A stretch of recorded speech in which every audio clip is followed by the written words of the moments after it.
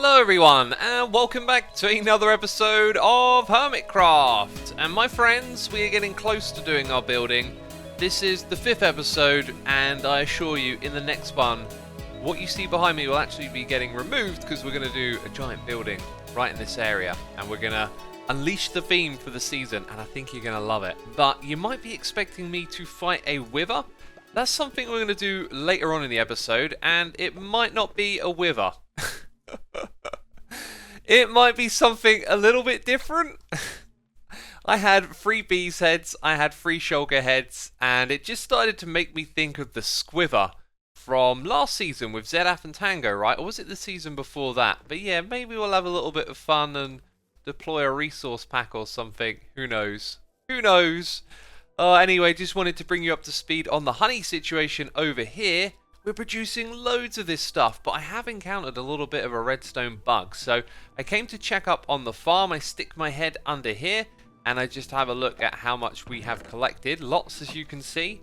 And look, there's some active bees right there, but none in this chest. And that's actually due to a little redstone bug, one that I haven't quite figured out.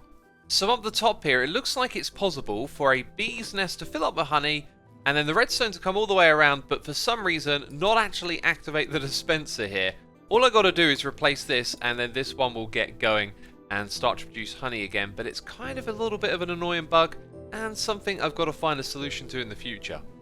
So the honey situation is looking really good, and I think I only plan on actually doubling this farm, and then we'll build a parallel one on the other side to create honeycomb in the future. But for today we have one more temporary farm to set up to get one more material that's essential for the building here.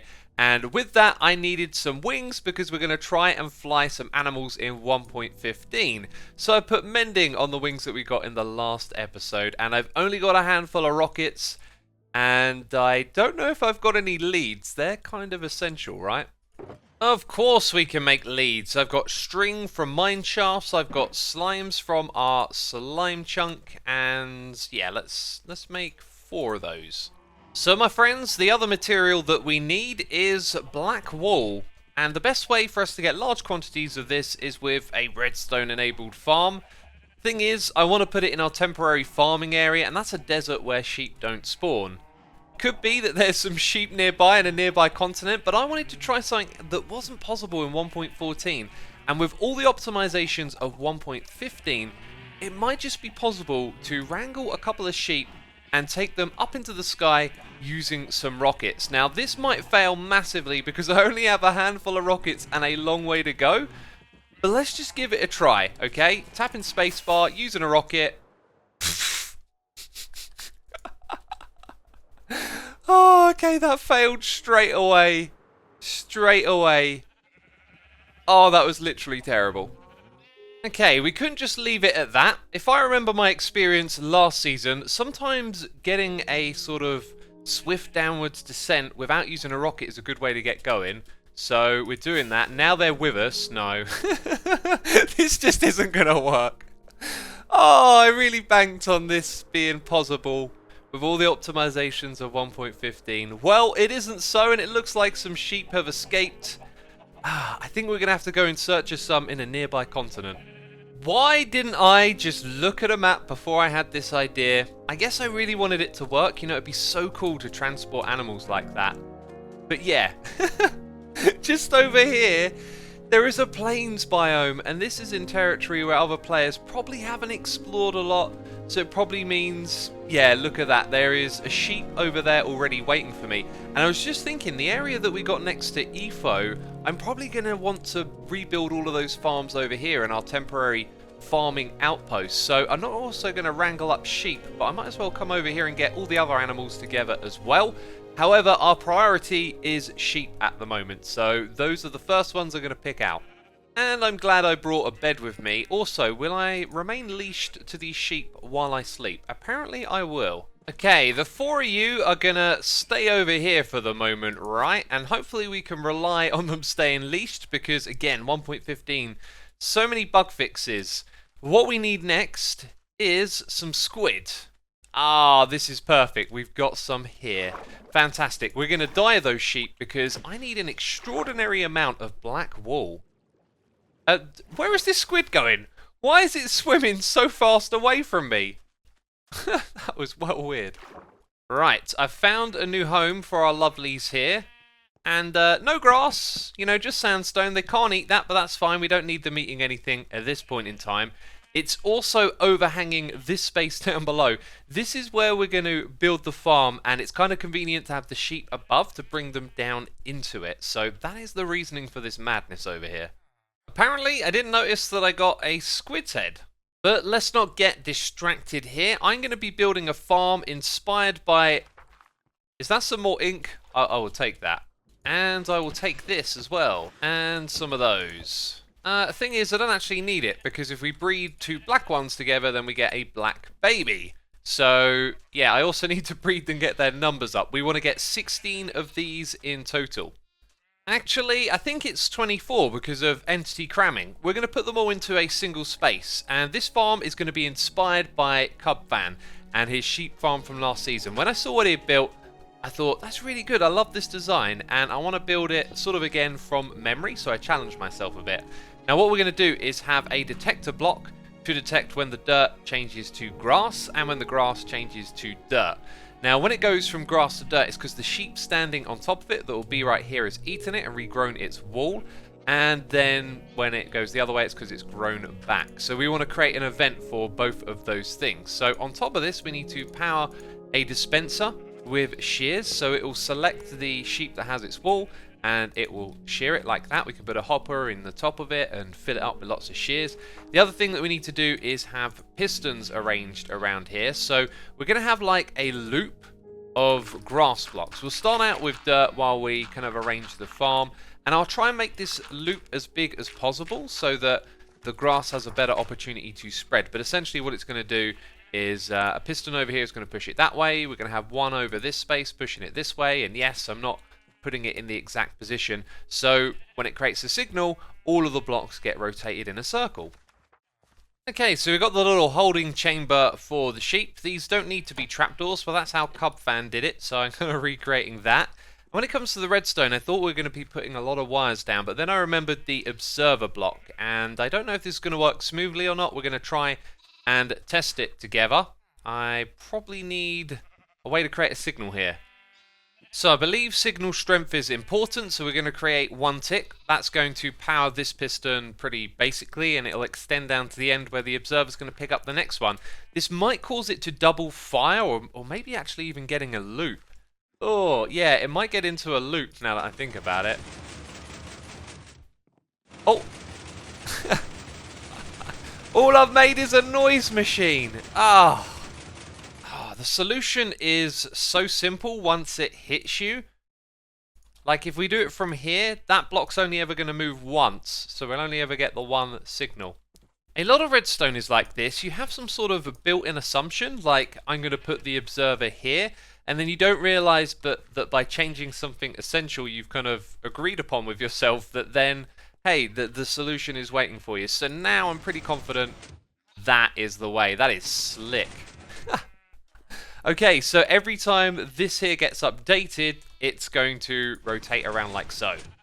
So this will do. It's fully grown with grass. There is grass either side. There isn't any below, and we can put some above to optimize the spread of growth to this, but we'll only do that if we actually need that, as there's quite a lot here for it to regrow. We could also put another one of these on the opposite side, but then we might have some issues with getting them to synchronize when moving the blocks around.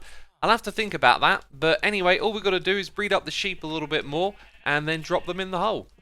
Okay, I believe we have enough sheep here. I've also been putting the hitboxes on because I've been trying to count their numbers, and after doing a little bit of breeding, I think we have 24 of them here.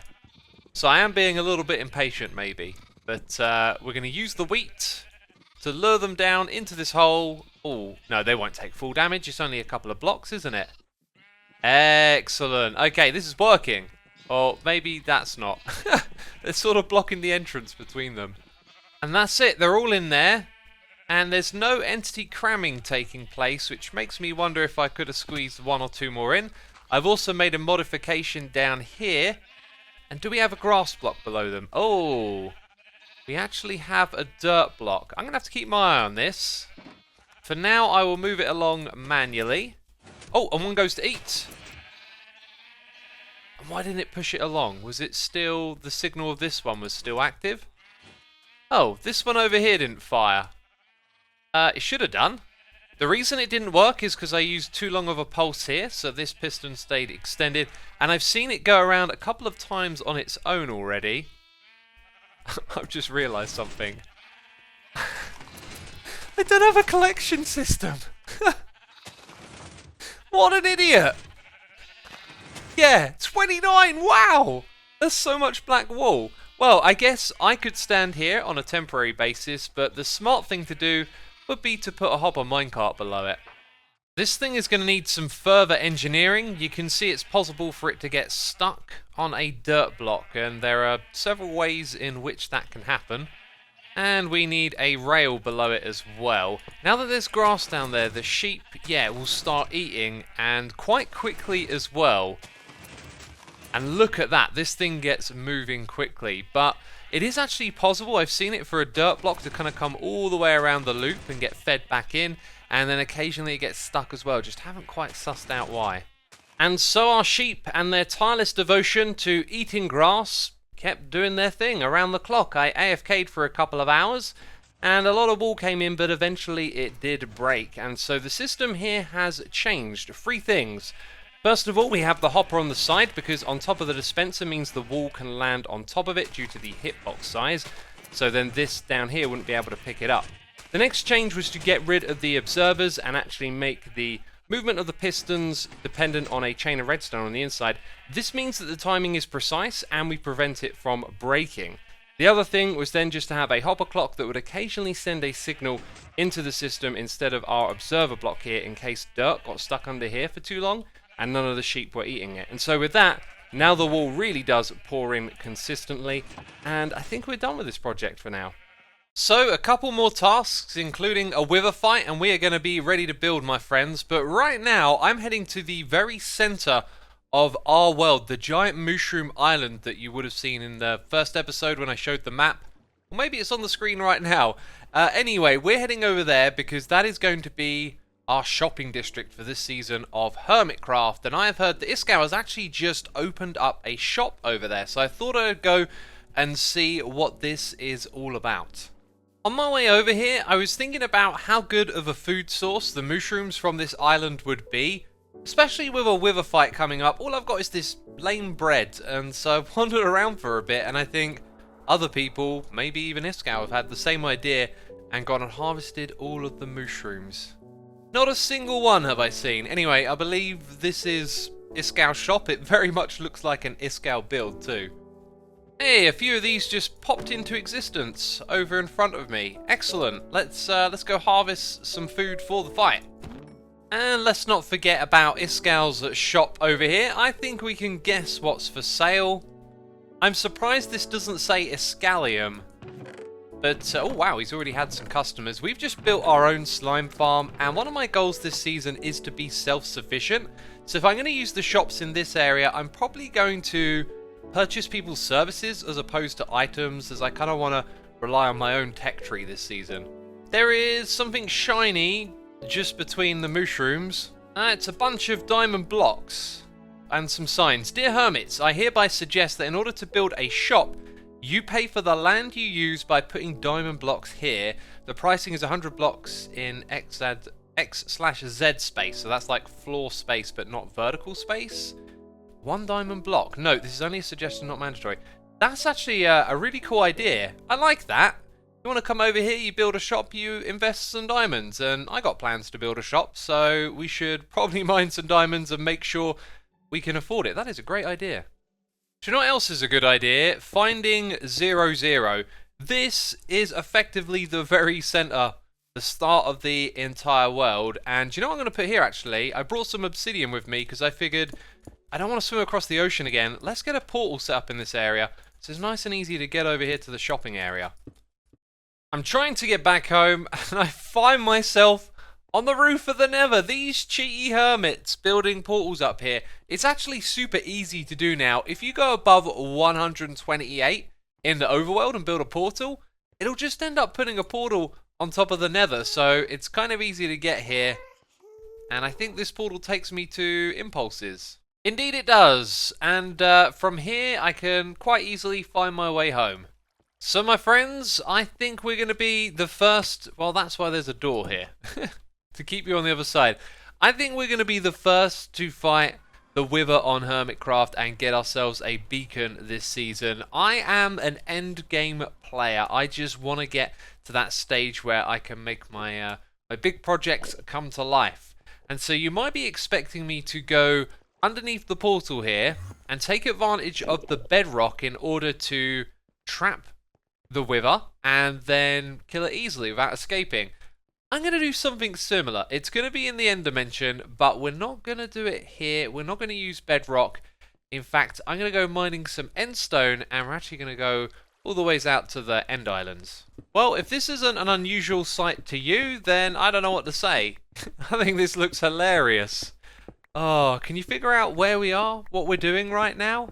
We're inside the giant mass of blocks that is one of these floating end islands, and it's actually inside of here that we're going to fight the Wither, which I think is quite unique. Maybe not too remarkable though. And I say that because this is a early game Wither fighting technique from the overworld. You have your strip mines underground, then you hollow out a little room and you fight the Wither. Now as the Wither tries to fight you, it tends to shoot the blocks on either side and doesn't shoot through the middle here, so you can slowly move backwards, attacking it with your sword and bow. And I wanted to get a bunch of end stone, and it just made me think, if I did this in the end dimension, the stone here is even harder. That means the Wither would have an even more difficult time actually breaking the blocks in front of me, meaning I'd have better control over the fight. Now in theory you could probably do this stuff with unenchanted iron armor, right? But I ain't going to risk a thing. I brought with me some blast protection trousers we're going to throw on right here, and I've also got efficiency 5 on my pick as well, in preparation of getting a beacon and being able to instant mine blocks. And yes, I'm that bumbling buffoon who forgets to bring their Wither skulls with them. Oh, I've just had to travel all the way back here. Okay then, let's attempt to do this without any blunders. I am also not going to try and use any of my golden apples if I can help it. We should be really, really safe. And there it is, the bee Wither! Now I must stand back because its initial explosion can be pretty detrimental. Okay, here we go. Time to fight the bee Wither. Oh, and it shot straight down the tunnel. You're not supposed to do that, dude. That's not cool. Angry bees in my face. Okay, now it is in the mode we actually want it to be in. I'm gonna drink a health potion here, actually. That was kind of risky. Right, so now it's shooting at me and not shooting down the middle. Okay? And then I can hit it with my sword. I don't have to wait for the bow. Oh my god, this thing is breaking blocks fast. This could get a little bit hairy, actually. I might use that golden apple after all. I don't have the best sword. I don't even have smite. I didn't think this through. Oh my goodness me. Okay, well then, I do have another health potion. That is going to get used. I don't like that the server is laggy. Look at that, it took way too long. And now the Wither has stopped moving. I think we're going to do it. It was just a little bit more risky than I thought it would be. We're also going to get lots of endstone, which is kind of cool. I'm not going to look behind me to see how much tunnel there is. I'm pretty sure there's a lot, because I dug a lot. And there we go, we did it. Whew! That definitely rocked my nerves a little more than I thought it would. But it turned out to be a pretty cool way to do it, right? We also got a skull from that. That's fantastic. We hardly took any damage on our armor, so it turned out to be pretty easy. So it kind of occurred to me that some of you might have been quite disappointed with that because you didn't get to see the bee Wither in its full glory. I love this. The finishing touch has got to be those angry bee heads that it shoots at whatever it targets. It's absolutely glorious. This, though, is going to become a resource pack, a fun one that's available on Vanilla Tweaks. So shout out to MSpaceDev who threw this together for me in like an hour or so. It turned out absolutely great. And now if you want to have a bee Wither in your world, you can grab it from the Vanilla Tweaks website. So we're going to make our beacon in a moment, but we're going to take it to a very specific place. Now, just to refresh your memory, the stronghold for getting to the end is in this area. We are situated in the middle of this jungle. Our temporary farming area is over here. And the place that we're heading to, I've already made a portal tour and visited it before, actually, on a live stream. It is our mining mesa for materials this season. This is far away from anywhere else, and it's this spot right here. This is the place that hermits can go and absolutely desolate all the terracotta that's here and all of the sand in the desert, and those are some of the building materials we need. This is a very, very long nether tunnel. Looks like someone's added a sign to my base. Yes, that is the way to get to my base. And here it is, the mining desert area. Oh, and that gave me an advancement as well. Very cool. And this is the spot where we can go ham, get all the sand that we need, get some terracotta as well. And it's time for me to set up a beacon. And there it is, Hermitcraft's first beacon. And yes, I can only make a small one because I don't have a lot of iron. That is one downside, I guess. But the thing is, we can make haste 1 over here, and I do have efficiency 5 now, and that should be good enough. There it is. Sweet, sweet instant mine. Now we can get all the materials that I need. Hey, look who it is. It's Vintage Beef. Thanks for the beacon. Yeah, go right ahead. Take full advantage of its presence. Although, yeah, you will need that efficiency 5 though, Beef. After an hour or so of grinding, I'm thinking, hey, I want to go caving now because I want to pick up more gravel. That's where I've been getting it from so far. And I'm going to need a boatload of iron if I'm to make a full-size beacon. So this is what I've got on with my times, and I believe this is going to be enough to start the build in the next episode. Also, if you spotted these things, I was picking them up with shears. Turns out on the red sand around the mesa, there's absolutely loads of them all over the place, which is really cool. They can use for decorations and whatnot, so I got myself a bunch of those. And we're going to wrap it up right here. If you've been entertained, please leave a like to support the video. As always, thanks for doing that, and make sure you catch the next episode. I can't wait to explain my plans for my base, what I'm doing this season, and start building as well. It's going to be amazing. But anyway, thanks for watching. I'll see you in the next one. Bye-bye.